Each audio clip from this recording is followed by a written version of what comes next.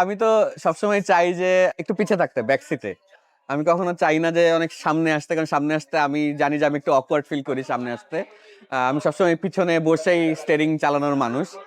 তো সেই ক্ষেত্রে কিন্তু ভালো লাগে যখন আসলে মানুষজন যারা মানে আমাকে আসলে সামহাও আমি লাকি যে আমাকে এত মানুষ পছন্দ করে। অনেক আশেপাশে সবাই আমার পছন্দ করে। I been lucky. তো সেই জায়গা থেকে I feel very lucky and I am really thankful যে সবাই আসলে ভেরি অ্যাপ্রিশিয়েট করছে সবাই আমাকে। অ্যান্ড এটা আমাদের যেটা হয় যে কাজের জায়গা থেকে অনেক বেশি অনুপ্রেরণা দেয়। মনে হয় যে আরো ভালো কিছু করি।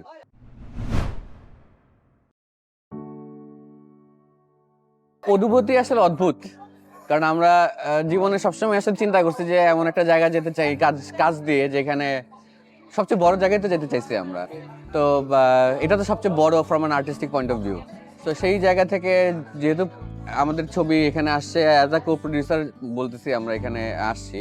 বাট দেন অ্যাগেন আমার ইচ্ছা হচ্ছে আমি এখানে আমাকে নিজেকে প্রমাণ করে to be a director. And যেমন আমি সবাইকেই আমি যেটা করি, আমাকে যখন বলে যে হাই এরকম এরকম পরিচয় দেয় সবাই, তো আমি তখন সবসময় বলি যে আমার ডিরেক্টর প্রডিউসার। তো ডিরেক্টরটা আমার সবসময় আগে থাকে আর প্রডিউসিংটা পরে। বাট প্রডিউসিং করার কারণেই আমি এখানে আসতে পারছি। তো এটাও একটা ভালো দিক। তো অ্যামেজিং, মানে এখানের যেই লোকজন যারা আছে ওদের সাথে কথাবার্তা বলার পরে ওদের যেই থট প্রসেস, ওইটা নতুনভাবে বুঝতে পারা আমাকে একটা নতুন ভিশন দিচ্ছে। সো এটা আমার খুব মজা লাগছে আর কি। So very excited.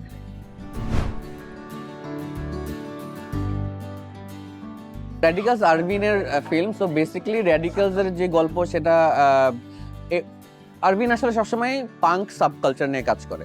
ওর আগের যত গল্প ছিল, ওদের ফিলিপিন একটা পাঙ্কসের একটা সাবকালচার আছে, সেই সাবকালচারের উপরে বেস করা ওর যত রকমের ক্যারেক্টার আছে প্রত্যেকটা গল্পই আসলে ওইটার উপরে বেস করা হয়। তো আমাদের এই গল্পটাও ইট ইজ দ্য সেম, যে পাঙ্ক একটা সাবকালচার, ওই সাবকালচারের এক ধরনের গল্প আছে, ওই গল্পর কিছু মোমেন্ট নিয়ে and also at the end of the film এটা একটা আর্টিস্টিক অ্যাসপেক্টে চলে যায়, যে it has a magic realism.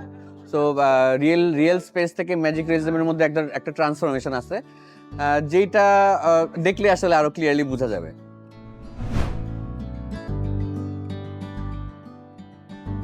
So Tanvir আমাকে একদিন নক করে বললো যে আদনান ভাই একটা চলেন দেখা করি। তো এর আগে তো তানভীরের সাথে অনেকগুলো এমনি আড্ডা হতো আমার, অনেক আমার কিছু প্রজেক্টস নিয়ে, ওর কিছু আমি আলাপ করছি ওর সাথে বেসিক্যালি। তো আমাদের এক ধরনের খুবই ইন্টারেস্টিং একটা স্ট্রং বন্ডিং আছে, I find him very genuine. তো আমার কাছে ও যখন বললো যে ভাই চলেন একটা দেখা করি, তো আমরা একটা মিটিং করলাম, আড্ডা দিতে দিতেই মিটিং করলাম বেসিক্যালি। তো তখন সে আমাকে বললো যে ভাই একটা এরকম ফিল্ম আছে, আমি কো প্রডিউসার হিসেবে আছি এখানে। সো এখানে আমার যেই ক্লাসমেট আছে ক্রিস্টিন, সে হচ্ছে এখানকার প্রডিউসার। তো আরভিন নামে একটা ছেলে আছে who is doing really great in international scenes. তো ওর অনেক কিছু আছে যেখান থেকে ওরা বিভিন্ন ল্যাবে গেছে, ও অ্যাজ আ ডিরেক্টর অনেক জায়গায় রিকগনাইজড হচ্ছে। তো এরকম একটা ফিল্ম আছে আমার, তো আপনি কি এটাতে ইন্টারেস্টেড নাকি টু গেট ইনভলভ?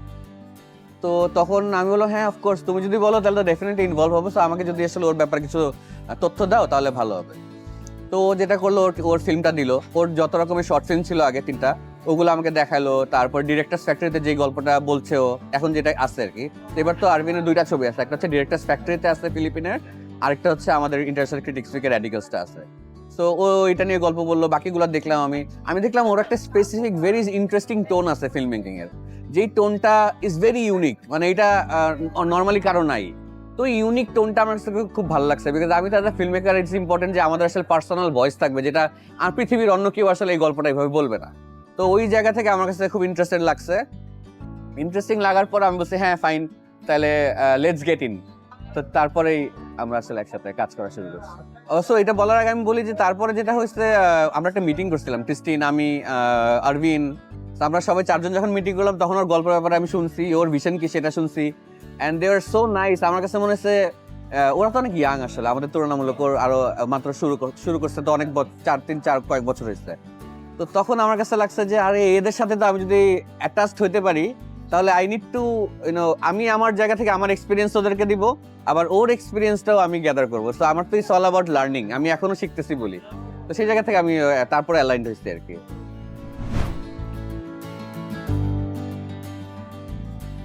হ্যাঁ, এক্সপিরিয়েন্স, 1 নম্বর এক্সপিরিয়েন্স হচ্ছে পিচিং নিয়ে। আমি যখন পিচিং নিয়ে আমি খুবই পড়াশোনা করছি, যে কিভাবে পিচ করে, কোথায় কোথায় পিচ করলে আসলে আমাদের কি ধরনের টাকা পয়সা কোথা থেকে আসতে পারে, তো এটা দেখলে, যেমন আমি বুসানে গেছিলাম, আমি ফিল্ম বাজারে গেছি, তো ওদের ওখানে আমি পিচিং দেখছি, স্টাইলটা দেখছি, ওরা আসলে কিভাবে পিচ করে, কোন কোন গল্প আসলে বলতে চায় ওরা অ্যাজ ফেস্টিভ্যালস। তো ক্যানে আসার পর আমি দেখলাম ওদের টোনটা কি সেটা খুব ক্লিয়ারলি আমি বোঝার চেষ্টা করলাম। এখানে আমি যেমন পিচিং সম্পর্কে আরেকটু ক্লিয়ার ধারণা নিলাম, কারণ আমি কিছু পিচিং আমি অ্যাটেন্ডও করছি, যেখানে আমি দেখছি কিভাবে আসলে ডিরেক্টরসরা ওদেরকে পিচ করে, what are the kind of question যেটা আসলে যারা বসে আছে অ্যাজ প্রডিউসার ওরা আসলে কি কোয়েশ্চেন্স করে, অ্যান্ড ওইগুলো অনেক ক্লিয়ার হয়েছে আরো। তো কান যেহেতু সর্বোচ্চ জায়গায় আছে, তো এখান থেকে আমি একদম হাইয়েস্ট পয়েন্ট অফ ভিউ থেকে আমি আসলে সবকিছু ডিটেলে দেখতে পারছি যে আসলে কি চায় ইন্টারন্যাশনাল মার্কেট।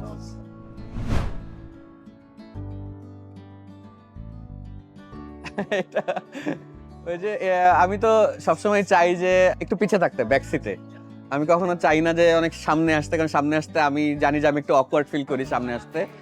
আমি সবসময় পিছনে বসেই স্টিয়ারিং চালানোর মানুষ। তো সেই ক্ষেত্রে কিন্তু ভালো লাগে যখন আসলে মানুষজন যারা মানে আমাকে আসলে সামহাও আমি লাকি যে আমাকে এত মানুষ পছন্দ করে, অনেক আশেপাশে সবাই আমার পছন্দ করে, আই বিন লাকি।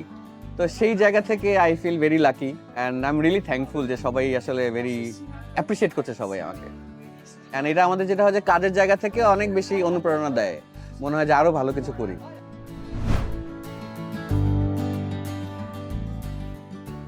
আমি তো চাচ্ছি অনেক বছর হইলো খুব শীঘ্রই, আমি কিছু স্ক্রিপ্ট অলরেডি প্ল্যান করা আছে, কিছু লেখা আছে, স্টিল কারেক্টিং। তো আমি হয়তোবা চেষ্টা করবো, এখনো বলা যায় না, বাট এই বছরে তো শুরু করতে চাই, কারণ অনেকদিন হয়েছে আমি কিছু বানাচ্ছি না। লং ফরম্যাটে একটা গল্প করতে চাই, যেটা খুব শীঘ্রই করবো। আমি ইন্টারন্যাশনাল সিনের জন্য হয়তোবা মার্কেটের জন্য অন্য কিছু আসলে প্ল্যান করবো, বিকজ এটা তো অনেক লম্বা প্রসেস। তো এটার জন্য একটু আলাদা রকমের প্রসিডিওরে যেতে চাই।